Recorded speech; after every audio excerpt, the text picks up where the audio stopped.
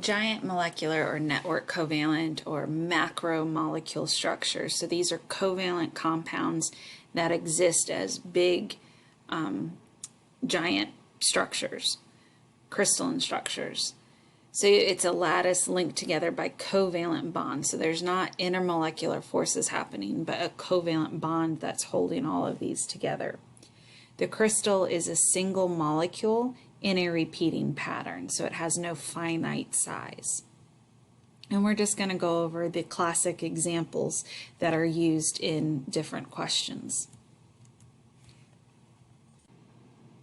Silicon is one that forms this macromolecule, and it can exist in two different types.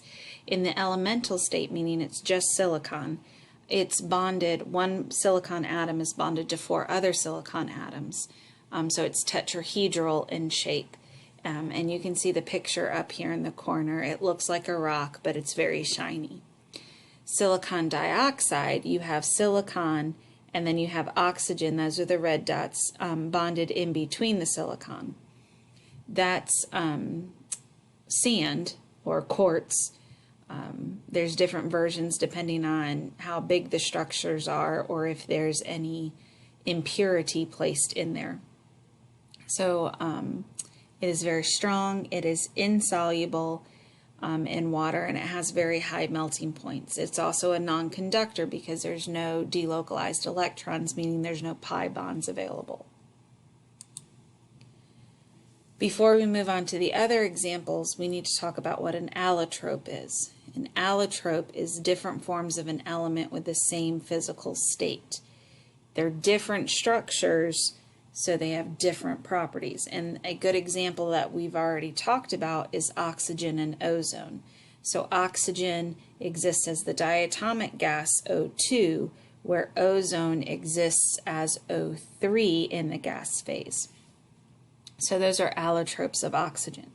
Now, going back to giant macromolecules, the allotropes of carbon are the other examples that exist that you need to know about. So carbon's allotropes, the first one is graphite, and this is the one that you're most familiar with because that's what makes up the lead in your pencil. Remember, it's no longer lead, it's now graphite. It's arranged in a trigonal planar arrangement, as you can see down here. Each carbon is bonded to 2 other carbons, which means there's a 3 other carbons, which means there's a double bond. So it's hybridized sp2, and then it has a pi bond, and the bond angle is 120. So carbon to carbon to carbon is 120 degrees. The delocalized electrons in the pi bond allow graphite to conduct electricity. So you never want to take your pencil and put it into an outlet because it will conduct electricity. Please do not try that. Graphite is very soft and slippery due to the layers, but it's also very brittle. So if you've ever done like charcoal writing in art class, the charcoal is very slippery, but it breaks apart very easily, and that's what graphite is.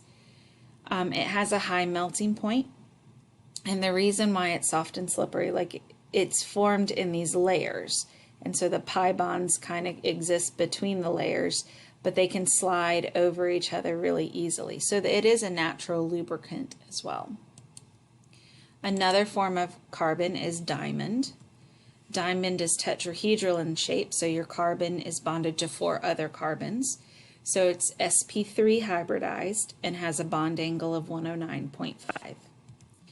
It doesn't conduct electricity because it doesn't have those pi bonds to give delocalized electrons.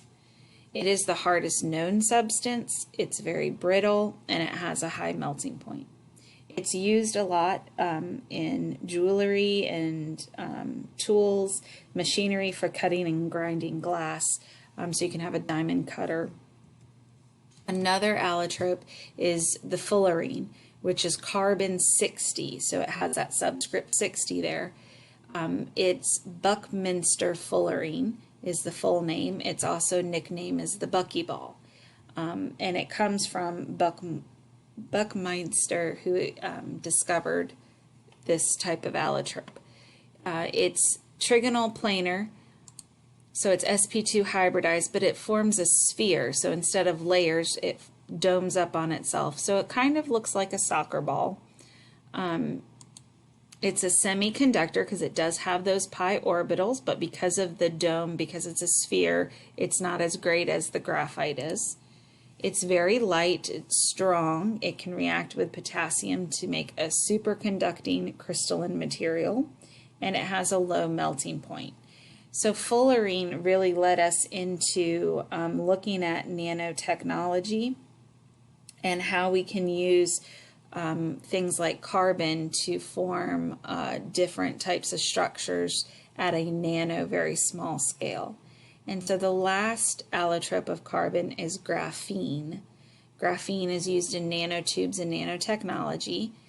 It's the trigonal planar arrangement again, so it has the sp2 hybridization and bond angles of 120. The delocalized electrons allow it to conduct electricity. And it also is the best thermal conductor, so it conducts heat very well, conducts heat as well, where the other allotropes of carbon don't conduct heat. The thickness is just one atom, so it looks like graphite, but graphene is a single layer of carbon atoms, where graphite, it's layer upon layer. It's used in photovoltaic cells, touch screens, high-performance electronic devices,